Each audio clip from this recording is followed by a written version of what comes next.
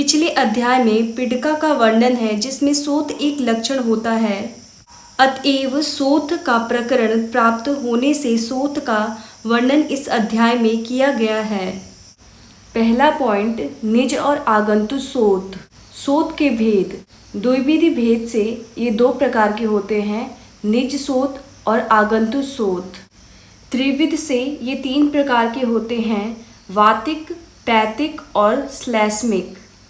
सप्तविध से ये 7 प्रकार के होते हैं, पहला वातिक, दूसरा पैतिक, तीसरा श्लैष्मिक और चौथा वातिक पैतिक और पांचवा वातिक श्लैष्मिक, छठवां पैतिक श्लैष्मिक और सातवां सन्निपातज। नोट्स, दो दोष के मिश्रित निदान एवं लक्षण जहाँ पर हो उसे द्वंद्व शोथ कहते हैं, जैसे वात कफज, वात पित्तज एवं कफ पित्तज। जहाँ तीनों दोषों के निदान एवं लक्षण हो उसे सन्निपातिक शोथ कहा जाता है। आगंतुक शोथ के कारण, पहला चोट लगना, किसी वस्तु से दब जाना आदि इस प्रकार चोट लगने से। दूसरा विषैले पत्र, लता, गुल्म का स्पर्श हो जाने से।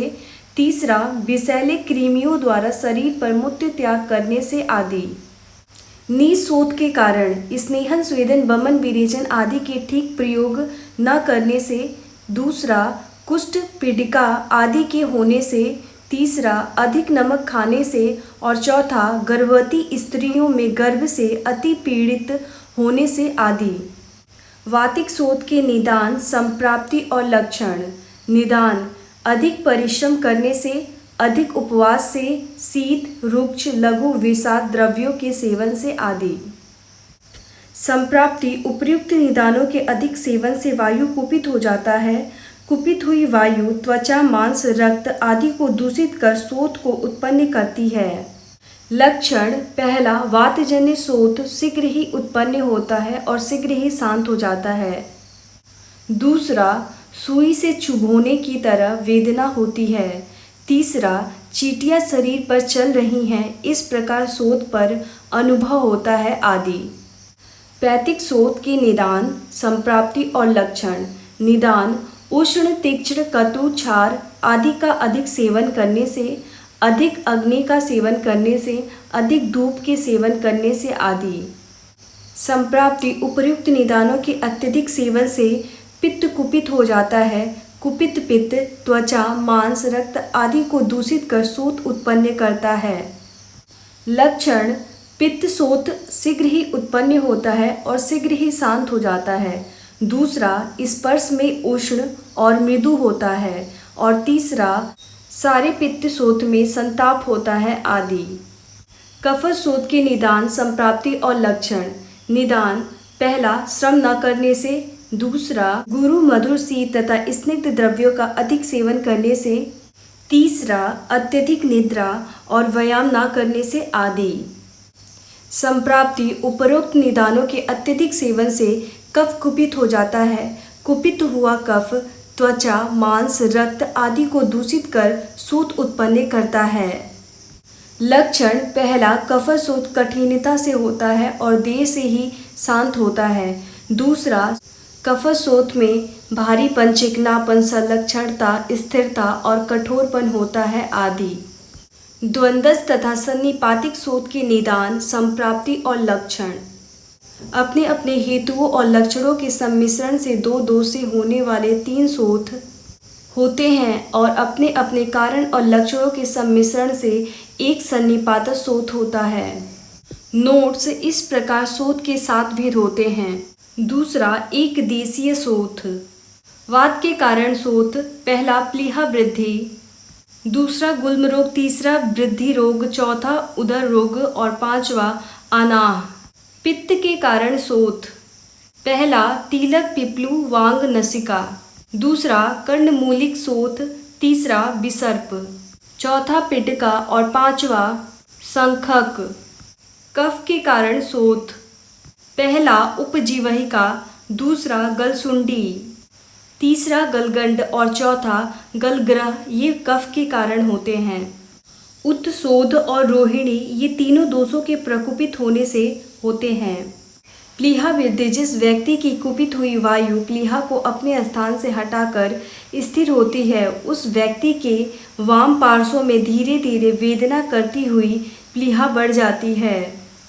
गुल्म, जिस व्यक्ति की कुपित हुई वायु गुल्म होने वाले स्थान में अपना स्थान बनाती है तो उस स्थान में वह सोत सूद उत्पन्न करती हुई गुल्म उत्पन्न करती है। वृद्धि रोग, जिस व्यक्ति के शरीर में प्रकुपित वायु सोत सूल उत्पन्न कर चलती हुई वंशज प्रदेश से वृषण में जाती है, उसे वृद्धि रोग हो जाता है। उदर रोग, जिस व्यक्ति के शरीर में कुपित हुई वायु त्वचा और मांस के बीच में आश्रित होकर कुक्षिक में सोत उत्पन्न करती हो, उसे उदर रोग उत्पन्न हो जाता है। आनाह, जिस पुरुष की प्रकुपित हुई वायु कुक्षि में आश्रित होकर स्थिर हो जाती है, उसे आनाह रोग हो जाता है। इसमें वायु न ऊपर जाती है और न नीचे। तिलक पिप्लुवांग नलिका, जिस व्यक्ति की त्वचा में कुपित हुआ पित्त रक्त में जाकर सूख जाता है, उसे तिल पिप्लुवांग और नलिका उत्पन्न होती है। कर्णमूलिक सोत, जिस व्यक्ति के कर्णमूल में कुपित पित्त स्थिर होता है और वह ज्वर के अंत में सोत उत्पन्न करता है, तो वह असाध्य होता है और मारण के लिए है। विसर्प, जिस व्यक्ति के शरीर में कुपित हुआ पित्त रक्त के साथ त्वचा में फैल जाता है और रक्त वर्ण का सोत उत्पन्न करता है, उसे विसर्प कहा जाता है। पिडका, जिस व्यक्ति का प्रकुपित पित्त त्वचा और रक्त में स्थिर होता है और लालिमा के साथ सोत उत्पन्न करता है, उसे पिडका कहते हैं। सांखक, जिस व्यक्ति के सांख प्रदेश में कुपित हुआ पित्त अपना स्थान बनाता है, वहाँ सांखक नाम का भयानक सोत हो जाता है। उपजीवहिका, कुपित हुआ कफ, जिस पुरुष के जीवा के मूल भाग में अपना स्थान बनाता है, उसके जीवा के मूल भाग में शीघ्र ही सोत उत्पन्न कर देता है, उसे उपजीवहिका कहते हैं। गलसुंडी, जिस व्यक्ति के शरीर में कुपित हुआ कफ तालु मूल प्रदेश में अपना स्थान बनाता है तो शीघ्र ही वहाँ सोत उत्पन्न कर देता है, उसे गलसुंडी कहते हैं। गलगंड, जिस व्यक्ति के गालों के बाहरी प्रदेश में कुपित हुआ कफ अपना स्थान बनाता है और वहाँ धीरे धीरे सोत उत्पन्न करता है, उसे गलगंड कहा जाता है। गलग्रह, जिस मनुष्य का कुपित हुआ कफ गालों के अंतः प्रदेश में जाकर स्थिर हो जाता है और शीघ्र ही सोत उत्पन्न कर देता है, तो उसे गलग्रह कहा जाता है। रोहिणी, एक साथ कुपित हुए वात पित्त कफ बढ़कर जीवा के मूल भाग में विदा करते हुए अपना स्थान बनाते हैं, जिससे वे वहां पर अनेक प्रकार की वेदनाओं के साथ भयंकर सोत उत्पन्न करते हैं। शीघ्र ही मृत्यु देने वाले इस प्रकार के रोग का नाम रोहिणी है। तीसरा, साध्य असाध्यता तथा विकार नाम समस्या। इस प्रकार के और भी भयंकर रोग हैं जो साध्य हैं, परंतु समय पर उनकी चिकित्सा न करने से या मिथ्या आहार विहार करने से रोग रोगी को मार डालता है। और दूसरे रोग हैं जो मृदु और साध्य हैं, जिनमें यत्न पूर्वक या बिना यत्न के ही चिकित्सा की जाए तो अवश्य ही रोगी बच जाता है। व्याधि के दो भेद होते हैं, साध्य और असाध्य। साध्य के दो भेद होते हैं, मृदु यानी कि सुख साध्य और दारुण यानी कि कृच्छ साध्य। असाध्य के दो भेद होते हैं, मृदु यानी कि याप्य और दारुण यानी कि प्रत्याख्येय। सब रोगों का विकार नाम कठिन। यदि सुज्ञानी वैद्य किसी रोग का नामकरण करने में असमर्थ हो तो उसे अपने अज्ञान पर लज्जा न करनी चाहिए, क्योंकि जगत में जितने रोग होते हैं उन सब का नामकरण करना असंभव है, किंतु वे ही कुपित दोष कारण की भिन्नता से भिन्न भिन्न रोग भिन्न भिन्न स्थान में जाकर उत्पन्न करते हैं। अतः रोग की प्रकृति, अधिष्ठान, समुत्थान विशेष को ठीक ठीक जानकर वैद्यों को चिकित्सा कार्य करना चाहिए। जो ज्ञानी वैद्य इन तीनों को ठीक ठीक जानकर यथा न्याय किसी भी रोग की चिकित्सा करता है तो उसे मोह नहीं प्राप्त होता। सोत का उपद्रव, वमन, श्वास, भोजन में अरुचि, प्यास की अधिकता, ज्वर, अतिसार और दुर्बलता, ये 7 सोत के उपद्रव हैं।